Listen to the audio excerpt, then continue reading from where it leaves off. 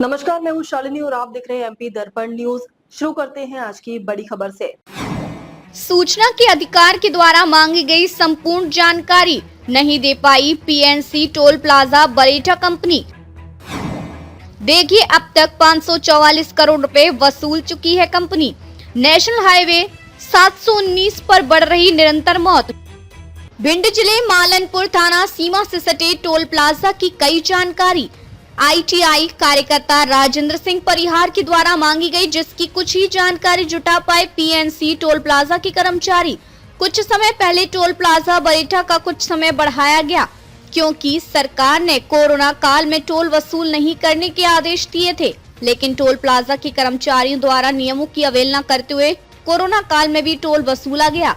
अब तक 544 करोड़ रुपए वसूल चुकी है कंपनी। नेशनल हाईवे 719 पर बढ़ रही निरंतर मौत की घटनाओं को लेकर हमारे संत समाज ने केंद्रीय मंत्री ज्योतिरादित्य सिंधिया, सांसद संध्या राय एवं केंद्रीय सड़क एवं परिवहन मंत्री नितिन गडकरी ने भी मुलाकात की। उन्होंने आश्वासन दिया कि नेशनल हाईवे 719 को हम 4 लाइन में बदलने का कार्य शुरू करेंगे, लेकिन धरातल पर आज भी डीपीआर भी मुहैया नहीं करा पाई सरकार। आखिर कितनी जाने और लेगी सरकार मौत के हाईवे पर? कब खुलेगी प्रशासन की नींद?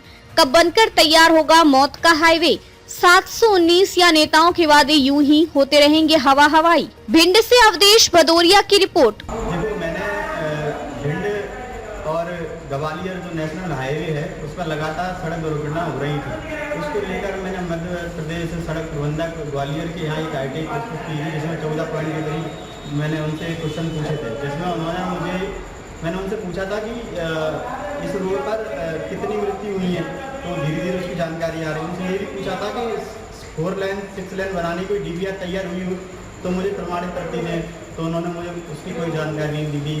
मध्य प्रदेश में नितिन गडकरी ने 2 बार घोषणाएं करी कि इस रोड को 4 लेन जल्द से जल्द बनाएंगे, तो उसके लिए कोई जमीनी अधिग्रहण के लिए कोई भी लेटर नितिन गडकरी जी ने जारी नहीं हुआ।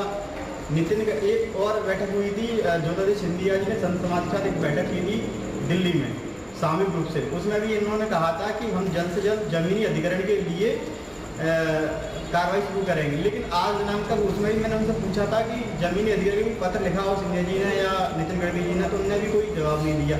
मैंने उनसे ये पूछा कि इस रोड में आपने कितना रुपए खर्च किया और इस रोड में कितने बार मेंटेनेंस किया और उसमें कितना रुपए खर्च हुआ, तो उन्होंने उसको मुझे देने से मना कर दिया।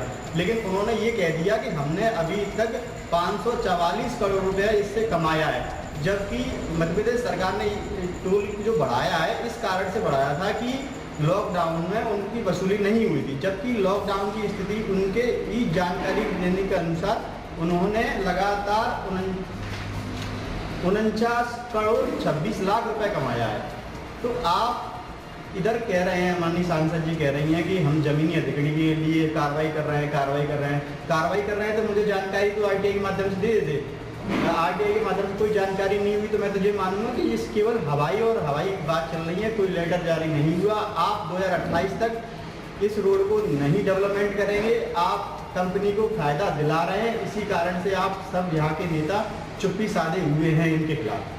अब तक के लिए बस इतना ही, फिर मिलते हैं ऐसी ही बड़ी खबर के साथ। तब तक के लिए मुझे दीजिए इजाजत और देखते रहिए एमपी दर्पण न्यूज। आपको हमारी खबर पसंद है तो Instagram, Twitter, Facebook, YouTube channel को लाइक करें और सब्सक्राइब करें। ऐसे ही लेटेस्ट अपडेट पाने के लिए बेल आइकन दबाना ना भूलें। धन्यवाद।